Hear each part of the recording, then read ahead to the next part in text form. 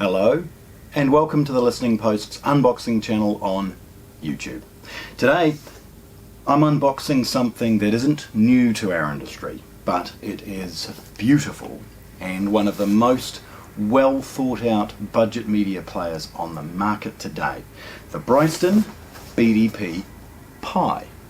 This beautiful little quarter size media player is designed to nestle into any number of high-end stereo systems and act as a brilliant interface between the music that you own on computers, NAS drives and servers, and also allow for streaming services like Tidal to be integrated brilliantly as well. This little box doesn't really tell you too much about what's inside, other than the fact Bryston is really not trying to add too much flavour to their product with colourful packaging. Right, so let's have a look. Firstly, this is a little box, okay? It's all that it needs to be. It's got model information on all four sides, and on two of them, the serial number and the scan codes that you would expect for things that come and go. This particular one is indicated as 240 volt using voltage, and it's available in silver. Now, in black, it's actually pretty cool. The extruded front fascia gives it a more muted design. We're going to see it in silver today, which is their two-tone black back, silver front. Like most Bryston products, it is factory sealed with this fabric reinforced tape. Obviously designed for the heavier products, but clearly a benefit for some of the smaller ones as well. Opening it really easy with a craft knife, very straightforward. Having a look what's inside the box.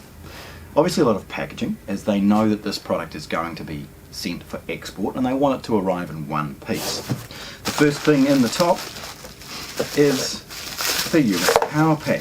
Now this is an excellent quality one. They haven't forgone on, there's a lot of aftermarket power supplies available that could potentially, add noise to something. They've gone with a really good one. Bit of bubble wrap holding that. And then the product itself, which I'm just going to take the box off and get rid of it. Okay, so on the bottom is Bryston's owner's manual and user manual. Not many pages to this because it's in English only. There's a few colour photos and other things as far as setting it up and doing software updates. It's really good. And then there's Bryston's massive power cord. Now, this is standard with some of their much larger power amplifiers, so it's really cool to see it in such a small product here today.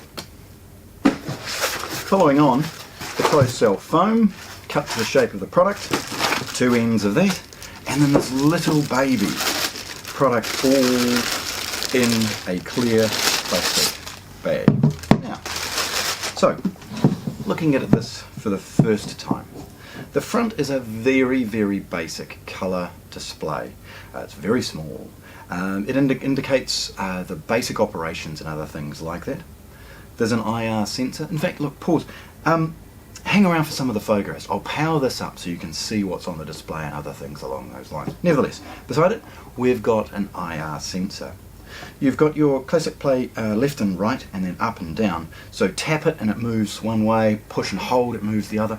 Very simple operation. Because this is such a small box, it's difficult to put any more buttons on it. So there's an opportunity, of course, to control it via the front panel and use 3 buttons to do the job of many more. Last one here, ins out, all those things. Now, looking at it, it's beautifully built. I mean, the build quality is amazing. Great front extrusions.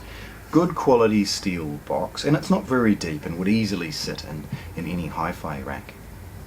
Across the back, things start to get a lot more fun.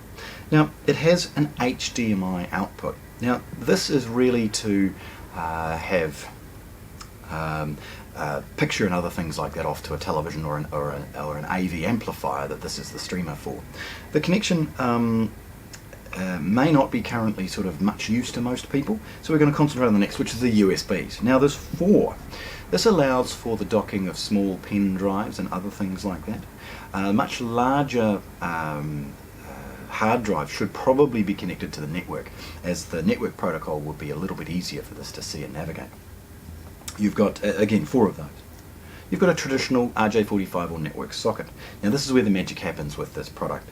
They don't try and make it wireless, and realistically, if you are streaming a quality source, you should look at running a cable anyway.